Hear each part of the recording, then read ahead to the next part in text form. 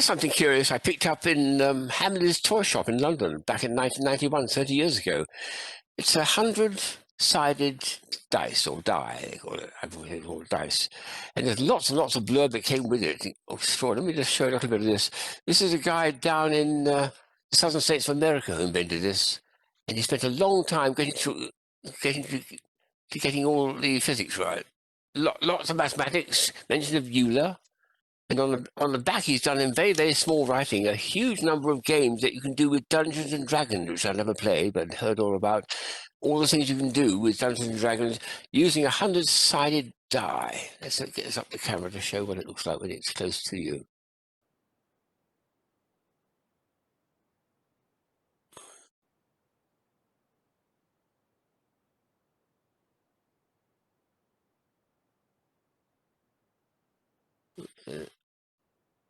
And then if I roll it on the table, you see each of those little dimples is a flat area, like a golf ball, but they're not recessed. So it's actually absolutely planular. It's each one of those is a flat area. So when I put it on my little table here and roll it like this, you have to spin it as well.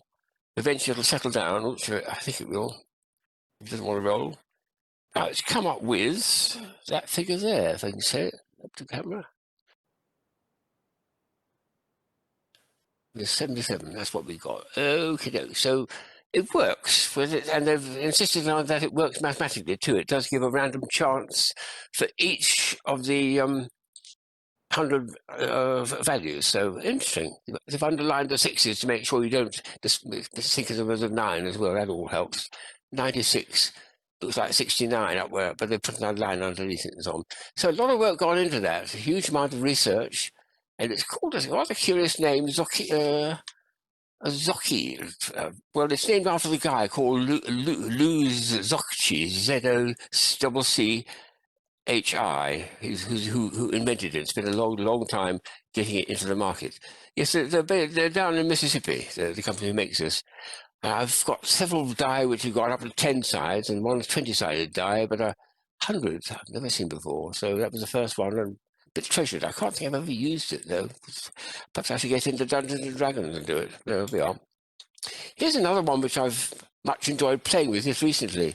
It's a little pyramid which I'll take the top off, and it's quite colourful underneath. And you have to ask yourself, what is it for though? What does it do? There we are. Any ideas? I'll take it out and put it on the back of my hand. Is that any clearer? No. Well, it's pieces of plastic which are all erasers. They rub out pencils, that's what they're for. So you don't want to use it too much, otherwise you'll lose a chance to be able to put it together again. But it's a little bit tricky to do. I've actually written some notes in it just to help myself, but each of the pieces is vaguely sort of Egyptian. This one here, for instance, looks like, what's that? Can you see it? Looks like a sphinx, or supposed to look like a sphinx. They've all got vaguely connections to Egypt. The actual figures are on. Oh yes, that one. That one definitely is a sphinx. I can see that. Although it's hard to see on the it's the indentations to mark it are so light. So it makes a very nice little puzzle which you've got to put together again, and then put it back into its pyramid if you can do it. Nice one, that, and something that kids can use because it's an eraser. This is a cute little thing. I've got several of these in my collection. You probably recognize it from the two little studs at the bottom. That's one of those turn-on devices, isn't it? You wet your finger, you put your finger over it, it lights up just about. You can see a tiny flashing light, and it's a very weak sound, but I'll put it near the microphone. Is that audible? Just about. Squeak, squeak, squeak, squeak, squeak. So it works. Very sweet little thing. It work better in low light that we're thinking of trying out on sometimes. So some of those things do work better, but it's a nice one. The last one is a wonderful one which I picked up in 1991 from Kurt Nafe's company, Nafe. This is what it does. It's bizarre, actually. You wind up the string like this. I'll go back a bit and show the thing like this, at this angle here. And then you put it down. It's a bit like that spinning top we've got, where you have to do the same thing. It's winding up the other way. And this thing, you've got a little rib bar inside that, and then forcing it to go. But look at the change of shape. What you're looking at is those shapes there. But when they rotate round on the diagonal, they completely fool you because they make a profoundly different shape. That looks to me like a double white cone, one upright and one upside down in the center. There's a band of red, which I can't quite make out the shape of it though.